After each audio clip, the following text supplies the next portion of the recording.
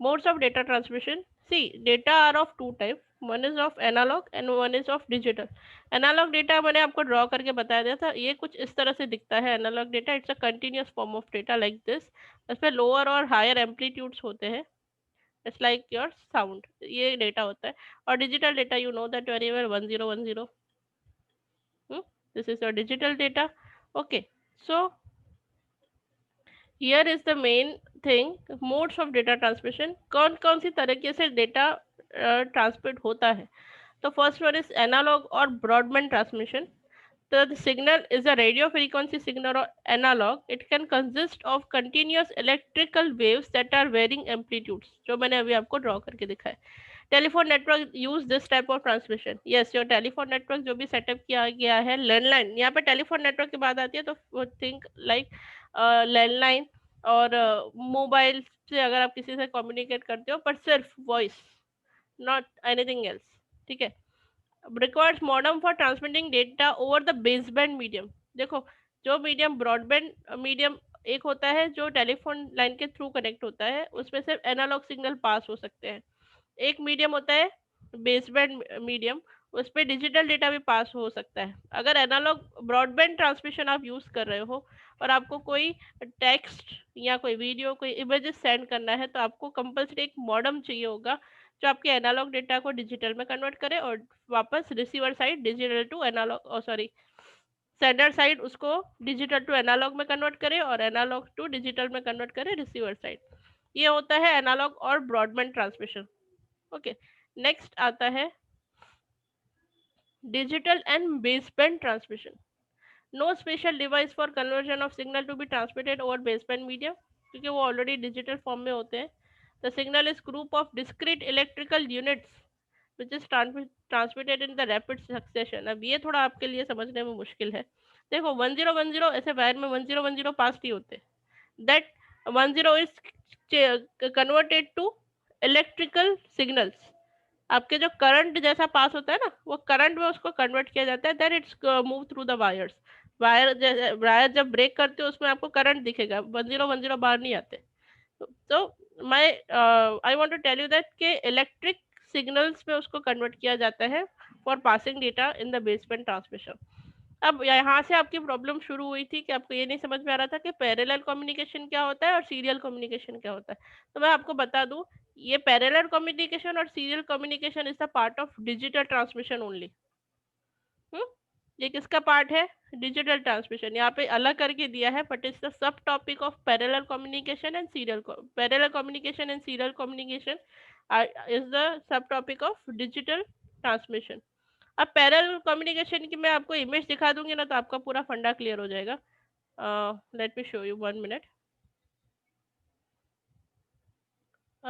ये देख लो, फिर मैं दोनों की कंबाइन भी इमेज बता रही. देखो, ये इमेज आप देख पा रहे हो,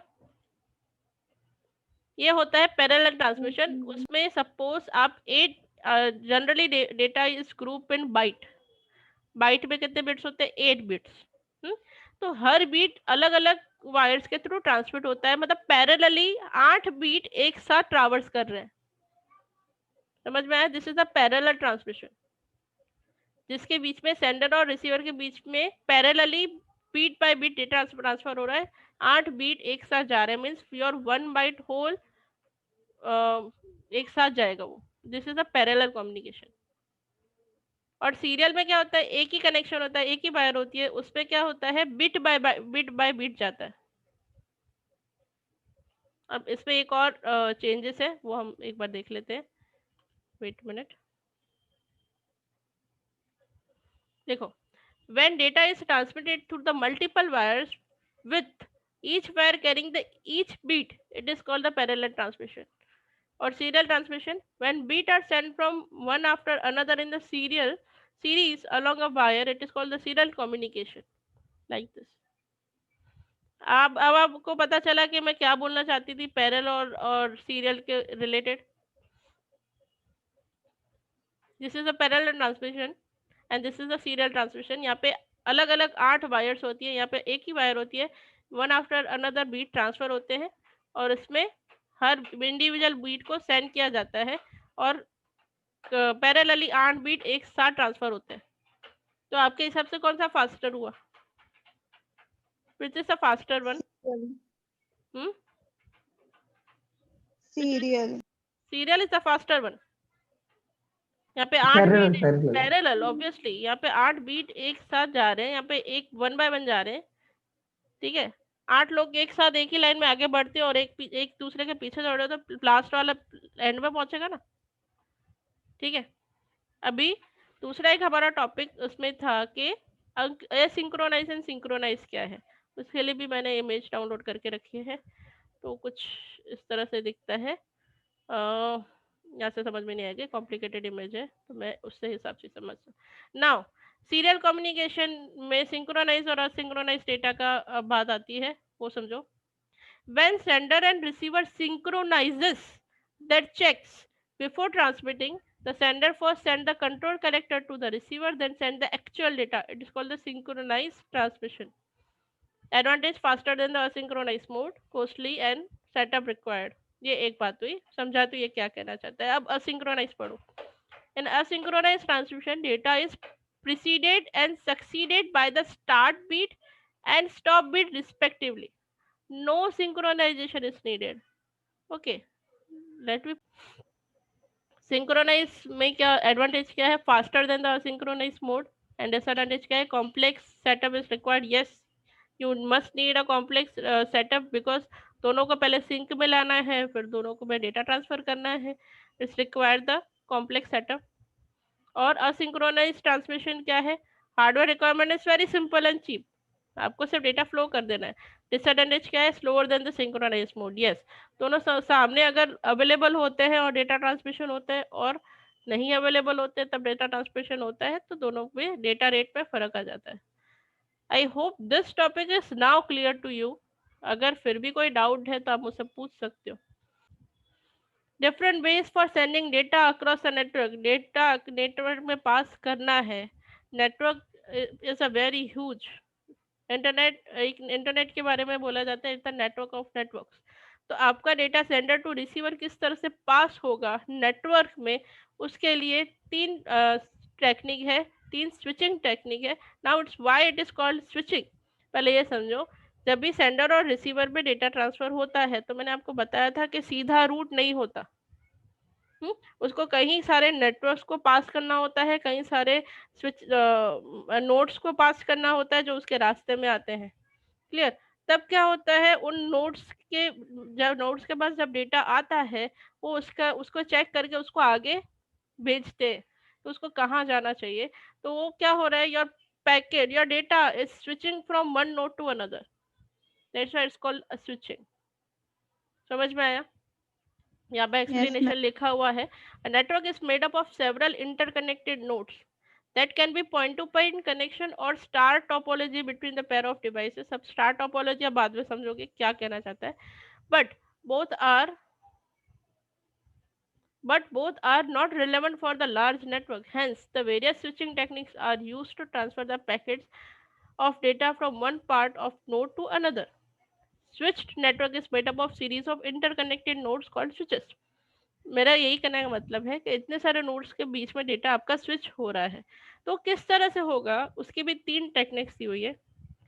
the main goal of networking is to reliable exchange of data और information among the several interconnected nodes. तो एक नोड में से दूसरे नोड में डेटा किस तरह से जाएगा, उसकी 3 टेक्निक है। पहले है सर्किट स्विचिंग, दूसरा है पैकेट स्विचिंग एंड थर्ड है मैसेज स्विचिंग। अब मैं आपको सीक्वेंस में पढ़ाऊंगी, सर्किट पहले पढ़ाऊंगी, फिर मैसेज पढ़ाऊंगी, फिर पैकेट पढ़ाऊंगी। ऐसा क्यों? क्योंकि जब भी सबसे पहला नेटवर्क, ओल्डेस्ट नेटवर्क कौन सा है? Telephone network. ठीक है, इंटरनेट की तो खोज, इंटरनेट ढूंढा गया, उसको इनोवेट किया गया, वो तो बहुत बाद में आया। सबसे पहला था टेलीफोन नेटवर्क। टेलीफोन नेटवर्क कौन सी स्विचिंग टेक्निक यूज करता था? Circuit switching. ठीक है, अब जब टेलीफोन नेटवर्क अवेलेबल था और तब हम टेक्स्ट डेटा सेंड करना चालू किया, only text, not video, audio, nothing. फिर हमने टेक्स्ट डेटा सेंड करना शुरू किया, तो जो सर्किट स्विचिंग पहले टेलीफोन डेटा था वो तो सिर्फ वॉइस ट्रांसफर कर सकता था। फिर जब टेक्स्ट की बारी आई तो एक नई switching technique I which is message switching. फिर और इनोवेशन हुआ, अब हम अपना वॉइस भी ट्रांसफर करते हैं, टेक्स्ट भी ट्रांसफर करते हैं, वीडियो भी ट्रांसफर करते हैं, इमेज भी ट्रांसफर करते हैं। उसके बाद कौन सी टेक्निक आई? Packet switching. क्लियर हुआ कंसेप्ट? हाँ मैम। ओके, तो पहले हम देखेंगे Yes, ma'am. सर्किट स्विचिंग क्या होता है। मैंने आपको ये पहले भी एक्सप्लेन किया था कि सर्किट स्विचिंग में क्या होता है, सेंडर और रिसीवर को डेटा ट्रांसफर करना है तो सेंडर पहले उसको कनेक्शन रिक्वेस्ट भेजेगा, वो रिक्वेस्ट एक्सेप्ट करेगा, दोनों के बीच में पॉइंट टू पॉइंट पूरा एक नेटवर्क प्रिपेयर हो जाएगा, पूरा नोट टू नोट किस तरह से डेटा मूव हो, पूरी सर्किट बन जाएगी, फिर वो सर्किट बनी हुई है उसमें से सिर्फ डेटा पास होगा। समझ में आया? This is called the circuit switching. देखो यहाँ पे इमेज देख के ही आपको इमेज समझ में आ जाएगा। देखो यहाँ सेंडर है, ये रिसीवर है, ये बीच में नोड्स है, इतने सारे नोड्स है। सपोज इसको हम नंबरिंग दे दे आपके फिजिबिलिटी के लिए, this is 1, this is 2, this is 3, 4, 5, 6, 7 and 8। तो हम बोल सकते हैं कि इतने सारे नोड्स हैं, सेंडर को रिसीवर को सॉरी ये सेंडर है, यहाँ पे सेंडर पास करना है रिसीवर को डेटा, तो सर्किट कुछ ऐसी बन गई, सर्किट में 5, 4, 7, 1, ये पूरी सर्किट बन गई। इन्हीं नोड में से डेटा स्विच होके सेंडर टू रिसीवर के तक पहुंचेगा। ठीक है, तो इसमें क्या होगा, पहले सेंडर एक कनेक्शन रिक्वेस्ट भेजता है रिसीवर को, रिसीवर उस टाइम पे अवेलेबल है, वो अवेलेबल है तो वो एक्सेप्ट करेगा, उनके बीच में सर्किट प्रिपेयर होगी, फिर इन्हीं सर्किट के थ्रू उनका सारा डेटा पास होगा। डेटा एक बार खत्म हो जाता है तो ये सर्किट फिर ब्रेक हो जाती है। Clear? Understood? Let me Yes, ma'am. message switching. In message switching, the sender sends the data to the switching office first, which is then stored in its buffer. It checks the available link, and if it is free, the data is relayed to the another switching office. This process goes on until the data is sent to destination, as the data is first stored in the buffer and then sent to the next switching office. It is called the store and forward switching technique. Confuse हो गए? Okay, अभी मैं आपको इसको अलग तरीके से सिखाने की ट्राई करती हूँ व्हाइट बोर्ड के थ्रू। यहाँ पे स्विचिंग टेक्निक्स देके आपको कंफ्यूज कर दिया। स्विचिंग टेक्निक्स ना समझ के बीच वाले नोट्स को ही समझ लो। सपोज ये सेंडर है, ये रिसीवर है। मैंने क्या बताया, सर्किट स्विचिंग के बाद ये टेक्निक आई थी, पैकेट स्विचिंग इसके बाद आया था। तो इसमें क्या होता था, ये सेंडर है और रिसीवर है, ये सपोज हमारा एक नेटवर्क है जिसपे कुछ नोड्स अवेलेबल है, this is node 1, this is node 2, ये कुछ किसी टोपोलॉजी में कनेक्टेड होंगे। टोपोलॉजी क्या होता है वो आपको नेक्स्ट समझ में आएगा, बस ट्राई टू अंडरस्टैंड दिस।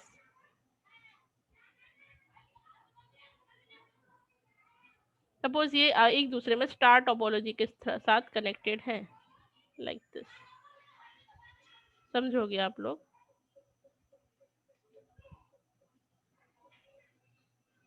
ये यहाँ जाएगा, थोड़ी बहुत गंदी ड्राइंग बनी है बट अंडरस्टैंड दिस। सेंडर को डेटा भेजना है रिसीवर को, तो सेंडर डायरेक्ट डेटा नहीं भेजेगा। सेंडर क्या करेगा, आगे नेटवर्क में डेटा पास हो जाएगा, पहले यहाँ हो जाएगा। ये है नोड 1, नोड 1 के पास डेटा आया, उसने अपने बफर में स्टोर किया। पहले ये फैसिलिटी नहीं हुआ करती थी, तो क्या होता था, पहले किस तरह से वर्क होता था कि जो भी मैसेज इसने इसको भेजा, जो रिसीवर के पास जाना चाहिए, पहले वो अपनी हार्ड डिस्क में सेव करेगा। पहले हार्ड डिस्क का कंसेप्ट था, धीरे धीरे जैसे इम्प्रोवाइजेशन हुआ, फिर रैम में स्टोर होने लगा डेटा, क्योंकि हार्ड डिस्क को एक्सेस करने का टाइम ज़्यादा होता है, रैम को कम। तो सपोज ये अपने अंदर डेटा ये सेव करेगा अपने डिवाइस में, फिर ये चेक करेगा कि ये कहाँ का डेटा है, इसको कहाँ भेजना चाहिए, तो वो आइदर यहाँ कहीं भी भेज देगा।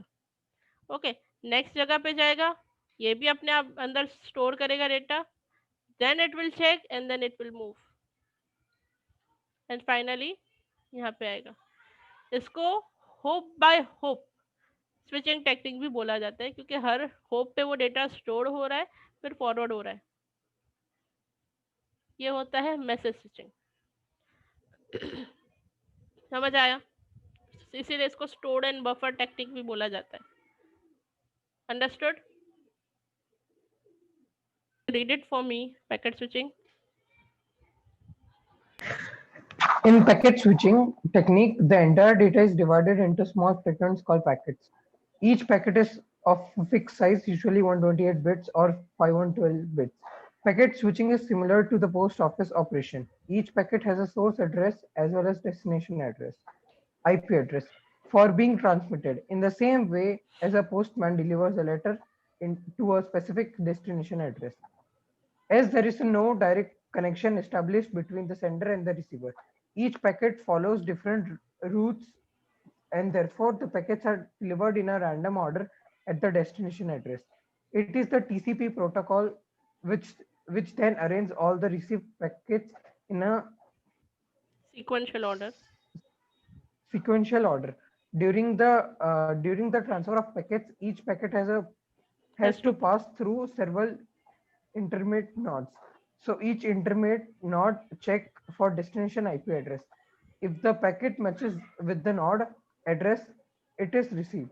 Otherwise, it is passed on to the next node until it reaches to destination IP address. The circuit switching reserves the required bandwidth in advance, whereas packet switching uses the bandwidth as and when required by the packets to be transmitted. Simple सी बात है, circuit switching में पूरी की पूरी bandwidth एक पहले acquire होती है, उसके बाद डेटा ट्रांसफर होता है, पूरा पूरा सर्किट बन जाता है, कितना बैंडविड्थ यूज होगा पूरा सब कुछ बन जाता है, देन डेटा ओरिजिनली ट्रांसमिट होता है. पैकेट्स में ऐसा नहीं है. पैकेट्स जब फ्रीली मूव करने के लिए उसको नेटवर्क में छोड़ दिया जाता है, तो कोई पाथ में हैवी ट्रैफिक होता है जहाँ बहुत सारे पैकेट्स मूव कर रहे हैं, तो it will move to the next route. ऐसा होता है कि it's move to the next route. Connection बहुत ज़्यादा इतने सारे होते हैं कि इट्स नॉट कि यहीं से ही डेटा फ्लो होना चाहिए. It will be move to the next route. इसमें बैंडविड्थ का इशू नहीं है. Circuit switching is the fast technology as compared to the packet switching, which is slow mechanism of transmitting packets from sender to receiver. Obvious सी बात है, circuit पूरी की पूरी दो लोगों के लिए रिजर्व कर दी जाती है, सेंडर और रिसीवर, तो डेटा ट्रांसफर जल्दी हो जाएगा. और पैकेट्स में पैकेट्स अलग अलग जगह से मूव हो रहे हैं और रैंडमली मूव हो रहे हैं, तो कई बार कोई पैकेट हैवी ट्रैफिक में है तो रिसीवर साइड नहीं पहुंच रहा, तो रिसीवर में उसको वेट करना पड़ेगा कि वो पैकेट आए तो पूरा डेटा असेंबल हो और बाद में उसको रिसीव हो.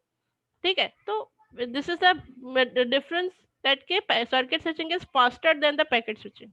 Yes. Circuit switching requires a dedicated path. When the connection is established, the communication path is entirely dedicated to it until the data is completely transferred from sender to receiver. Whereas in packet switching, packets can be used any dynamic path. Actually एक ही चीज है, तीन अलग अलग difference में convert किए और कुछ भी नहीं. In circuit switching, the path is overloaded, the call is blocked, and the communication is delayed. But in packet switching, packets are allocated in different parts. सीधी सी बात है, अगर आप सर्किट स्विचिंग में एक टेलीफोन का ही एग्जांपल अगर ये लोग ले रहे हैं, तो आप जिससे बात करना चाहते हो वो किसी और से बात कर रहा है, तो वो सर्किट बनेगी ही नहीं. तो आप डेटा ट्रांसफर कर ही नहीं पाओगे. पर पैकेट स्विचिंग में ऐसा कुछ नहीं होता. व्हाट्सएप पे मैं 10 लोगों से बात कर रही हूँ, पर एक से मेरी विंडो ओपन है तो दूसरे मुझे मैसेज नहीं भेज सकते, ऐसा नहीं है. They can send me. Circuit switch network are used for the phone calls, and packet switching network handles data. Generally circuit switching phone calls के लिए यूज होते हैं और पैकेट स्विचिंग डेटा को हैंडल करने के लिए यूज होता है. Okay. Packet switching is more efficient because the cost of link is shared by the many user.